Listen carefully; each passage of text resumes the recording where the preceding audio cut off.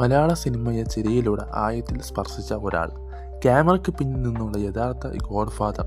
ഇന്ന് അദ്ദേഹത്തിൻ്റെ വേർപാടിന് 2 വർഷം. സിദ്ദിഖ് സാർ ജനിച്ചത് 1960 എറണാകുളത്താണ്.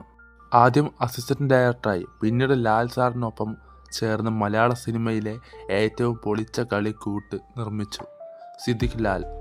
അദ്ദേഹത്തിൻ്റെ സിനിമകൾ ചിരിയിലൂടെയും മനസ്സുകളെ മറച്ചു വെക്കുന്ന നർമ്മത്തിലൂടെയും മലയാളികളെ ഒരുപാട് വർഷം അടുപ്പിച്ചു. ഇവ ഒറ്റക്കെട്ടായി പറയേണ്ടതായിരിക്കും, കാരണം ഓരോ സിനിമയിലും പ്രേക്ഷകരുടെ മനസ്സിൽ ആഴത്തിൽ പതിഞ്ഞിരിക്കുന്നു. ചിത്രങ്ങൾ മാത്രമല്ല, സിദ്ദിഖ് സാറിന്റെ വ്യക്തിത്വവും തന്റെ സിനിമകളെ പോലെ മനോഹരമായിരുന്നു. സെറ്റുകളിൽ സ്നേഹപൂർവമായ പ്രവൃത്തിശൈലി, സഹപ്രവർത്തകരോട് കൂടുതൽ ബഹുമാനം, പുതിയ ആളുകൾക്ക് അവസരം, ഇതൊക്കെ അദ്ദേഹത്തെ മറ്റുള്ളവരിൽ നിന്നും വ്യത്യസ്തനാക്കി. 2023 ആഗസ്റ്റ് 8 മലയാള സിനിമയ്ക്ക് വിലപേക്കേണ്ടിയ ദിവസം. ചികിത്സയ്ക്കിടെ 68-ാം വയസ്സിൽ അദ്ദേഹം യാത്രയായി. സിനിമയിൽ ഒരുപാട് രസിച്ചവർ ആ ദിവസം കണ്ണീരിലായിരുന്നു. ഒരു നായകനും ആവാതിരുന്ന, പക്ഷേ എല്ലായ്പ്പോഴും നായകനേക്കാൾ വലിയൊരാളായിരുന്നു അദ്ദേഹം.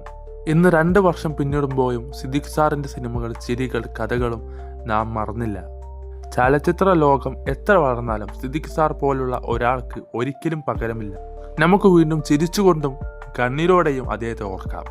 അദ്ദേഹത്തിൻ്റെ സിനിമകൾ: in arrear Nagar, Ramji Rao speaking, God father, friends, bodyguard, അതുപോലെ തന്നെ വിയറ്റ്നാം കോളനി, പിന്നെ ക്രോണിക് ബാച്ചിലർ, അങ്ങനെ ഒരുപാട് സിനിമകൾ മലയാളത്തിലും തമിഴിലുമുണ്ട്.